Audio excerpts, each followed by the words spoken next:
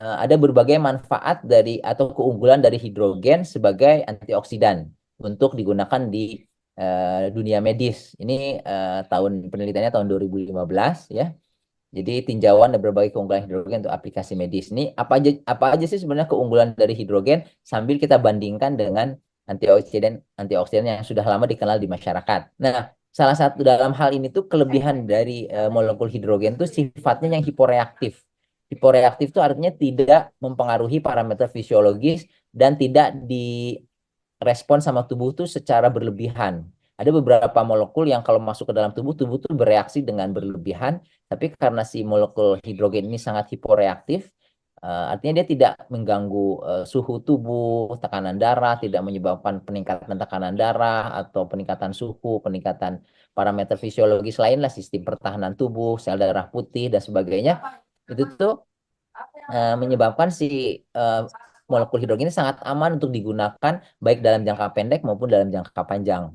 Ada beberapa penelitian yang menunjukkan bahaya dari efek samping kalau kita mengkonsumsi antioksidan dalam jumlah yang terlalu banyak atau terlalu lama, ya.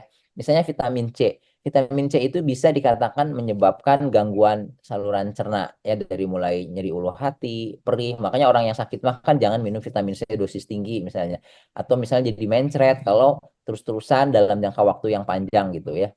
Kemudian juga bisa dikatakan vitamin C itu bisa menyebabkan kalau dalam waktu yang lama menyebabkan kelebihan zat besi karena dia meningkatkan penyerapan besi di usus.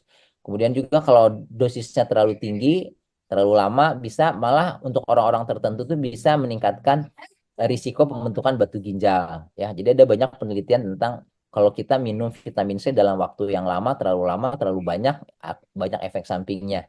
Kemudian vitamin E itu salah satu efek samping yang ditakutkan tuh kalau dalam waktu lama dan dalam jangka waktu jumlah yang banyak itu bisa menyebabkan gangguan perdarahan, bahkan sampai bisa perdarahan yang mengancam jiwa gitu. Walaupun jarang, tapi kasus ini tuh ditemukan dan dilaporkan oleh para peneliti di berbagai penelitian. Kemudian juga ada suplementasi vitamin E juga bisa ternyata ada penelitian yang meningkatkan risiko berkembangnya kanker prostat pada populasi laki-laki yang mengkonsumsi vitamin E dalam waktu yang lama. Kemudian glutathione itu banyak sekali manfaatnya ya, senyawa yang antioksidan yang bisa membantu menyerap dan memecah eh, makanan, karbohidrat, lemak, protein, kemudian juga meningkatkan sistem imun, kemudian mencegah radikal bebas ya antioksidannya. Tapi juga dan apa namanya potensi antioksidannya sangat besar dibandingkan vitamin C, vitamin E, vitamin A itu bisa sampai berkali-kali lipat dibandingkan vitamin yang lain. Tapi ada penelitian juga yang menunjukkan bahwa pertama dia tidak boleh sebaiknya tidak dikonsumsi pada ibu hamil, kemudian bisa meningkatkan risiko perdarahan dan gangguan pembekuan darah, kemudian juga bisa menurunkan kadar gula darah sampai terjadi hipoglikemi, kemudian juga bisa kalau pasien-pasien yang mendapatkan terapi imunosupresif seperti pasien kanker, pasien apa autoimun misalnya atau pasien transplantasi itu tuh bisa mengganggu efek terapi imunosupresifnya. Kemudian juga banyak interaksinya dengan berbagai obat-obatan yang kalau misalnya ada yang minum obat dalam waktu yang lama, misalnya penyakit jantung, penyakit paru, penyakit gula, itu harus konsultasi ke dokternya untuk apakah si astaxanthin ini punya efek samping yang sebaiknya dihindari pada pasien-pasien tertentu. Kemudian glutathione misalnya, glutathione itu banyak juga manfaatnya, bisa meningkatkan daya tahan tubuh, kemudian juga membantu peradangan dan sebagainya. Jadi, tetapi yang salah satu yang kekurangan itu dia tidak bisa dikonsumsi, tidak efektif kalau dikonsumsi lewat saluran cerna. Jadi harusnya pakai salep atau pakai suntikan gitu ya.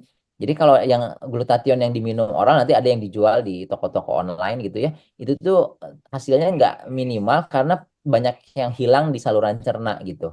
Tidak diserap dalam jumlah yang signifikan kalau kita mengkonsumsinya lewat saluran cerna ya.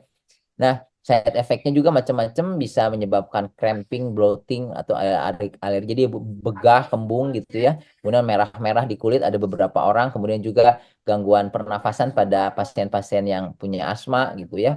Jadi ini beberapa penelitian yang apa namanya kekhawatiran atau yang harus diperhatikan untuk orang-orang yang akan mengkonsumsi antioksidan dalam bentuk glutathione. Nah, itu berbagai efek samping dari apa namanya antioksidan. Sementara hidrogen ini tuh dikatakan tadi sangat aman dikonsumsi dalam jangka panjang, kemudian juga hiporeaktif sifatnya gitu ya.